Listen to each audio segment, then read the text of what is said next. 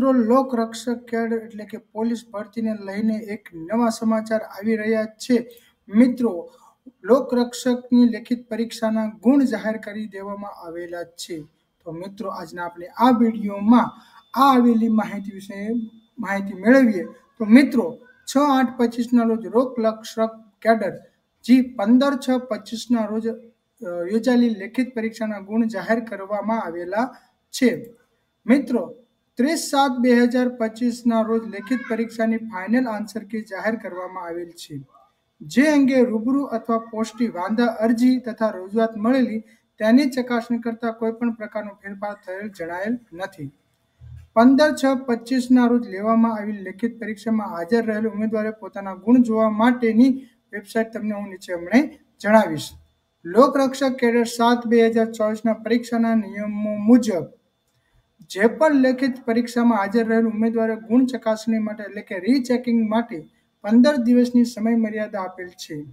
જે ઉમેદવારો પોતાના લેખિત પરીક્ષાની માર્કશીટનું રીચેકિંગ કરાવવા ઈચ્છતા હોય તે ઉમેદવારોએ રીચેકિંગની ફીના ₹500 ચેરમેન ગુજરાત પોલીસ રિક્વાયરમેન્ટ બોર્ડના નામનો રાષ્ટ્રીયકૃત બેંકનો ડિમાન્ડ ડ્રાફ્ટ પેબેલ એટ ગાંધીનગરનો કરવો પડશે. તેમજ કોલ લેટરની ઝેરોક્ષ નકલ અને અરજીમાં જે ઉમેદવારે પોતાનું નામ, કન્ફર્મેશન નંબર, રોલ નંબર, પ્રશ્ન પુસ્તિકા કોડ અને મોબાઈલ નંબર અવશ્ય દર્શાવવાનો રહેશે. સાથે 7/8/25 થી 21/8/25 સુધીમાં રૂબરૂમાં અથવા સ્પીડ પોસ્ટ કુરિયર દ્વારા ગુજરાત પોલીસ ભરતી બોર્ડની કચેરી, બંગલા નંબર G12 સરિતા ઉદ્યાનની નજીક, સેક્ટર 9 ગાંધીનગર સરનામે અરજી મોકલી શકાશે. અન્ય રીતે મળેલ અરજી 21/8/25 બાદ કોઈ પણ અરજી મળશે તે ધ્યાનમાં લેવામાં આવશે નહીં. ખાસ નોંધ: લેખિત પરીક્ષા દરમિયાન દરેક વર્ગખંડમાં ઉપયોગ કરવામાં આવેલા સીસીટીવી કેમેરા રેકોર્ડિંગની ચકાસણીમાં જો કોઈ ગેરરીતિ માલુમ પડશે તો સંબંધિત ઉમેદવારની ઉમેદવારી રદ કરવામાં આવશે. તદુપરાંત સવારે કોઈ પણ તબક્કે ગેરરીતિ આચરેલ હોવાનું ધ્યાન આવશે અથવા પરીક્ષાના વિરુદ્ધ કાર્યવાહી કરી લેશે તો તે ઉમેદવારી રદ કરવામાં આવશે.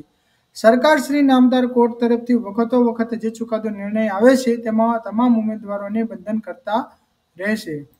આગળ વાત કરીએ તો કે કોન્સ્ટેબલ લેખિત પરીક્ષા માટે તમે એલઆરડીની વેબસાઇટ ઉપર જઈને તમે તમારા લેખિત ગુણ જોઈ શકો છો. તે માટે તમારે અહીંયા તમારો roll number, confirmation number, select date, select month, birth જન્મ તારીખ તમારે સિલેક્ટ કરવાની છે અને અહીંયા આપવામાં આવેલા ટેક્સ્ટ દ્વારા એન્ટ્રી કરવાની તમારે રહેશે અને તમે તમારા લેખિત પરીક્ષાના ગુણ જોઈ શકો છો. જે પણ ઉમેદવારોને પોતાને મળેલા લેખિત પરીક્ષાના ગુણમાં કંઈ પણ વાંધો હોય તો પોતાની ઝડપથી અરજી કરી શકે છે. આવી અવનવી માહિતી માટે સંજીવ વાચન યુટ્યુબ ચેનલને સબસ્ક્રાઇબ કરવાનું ના ભૂલતા અને જો વિડીયો ગમ્યો હોય તો શેર કરજો અને લાઈક કરજો.